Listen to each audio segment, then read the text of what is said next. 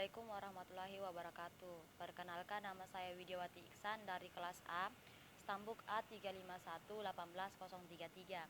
Di sini saya akan membahas tentang bentukan wilayah antar pasang surut yang terbagi atas 5, yaitu mangrove, marsh, rataan pasang surut, gisik, dan delta.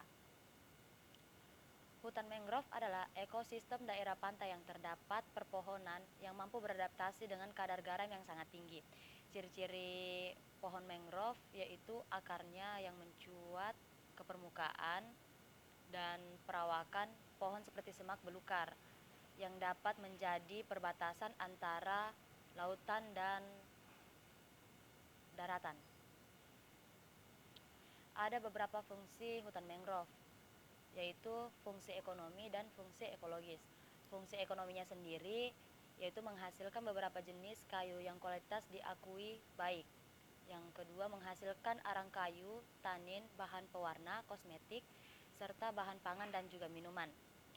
Sedangkan fungsi ekologisnya yaitu hutan mangrove memiliki fungsi sebagai pelindung pantai dari abrasi ombak-ombak laut yang bisa mengikis pinggir-pinggir pantai. Fungsi ekologis yang kedua, menjadi habitat berbagai jenis hewan seperti kepiting bakau, siput bakau, dan berbagai jenis ikan lainnya, dan juga menjadi tempat hidup atau habitat bagi banyak tumbuhan atau flora.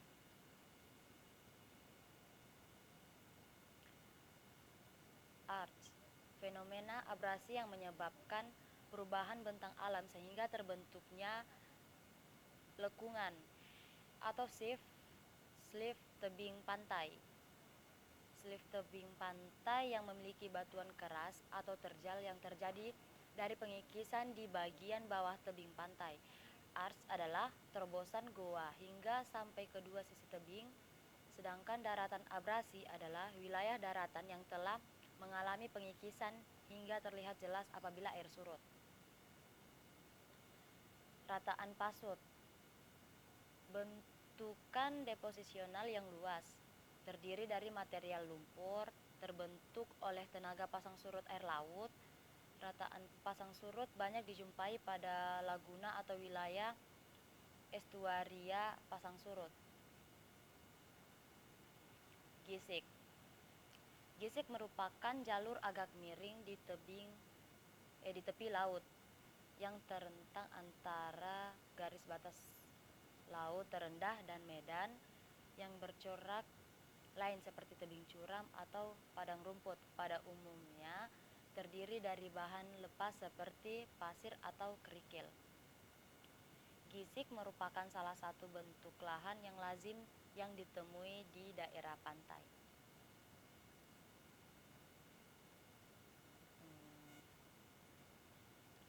Delta. Delta merupakan daratan yang terbentuk dari hasil pengendapan sedimen yang dibawa oleh aliran sungai. Delta terbentuk hampir di semua benua di dunia kecuali di Antartika dan Greenland.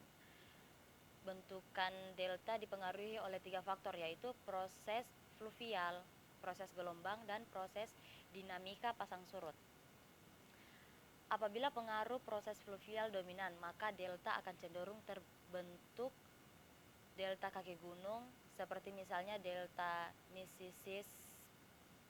Mississippi, Yusa. Bila pengaruh gelombang dan fluvial hampir seimbang, maka akan terbentuk delta lancip, seperti misalnya bentuk sungai yang ada di Spanyol.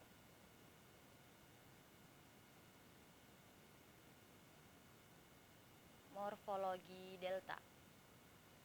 Delta plain merupakan daerah jauh lebih dekat dengan kawasan daratan.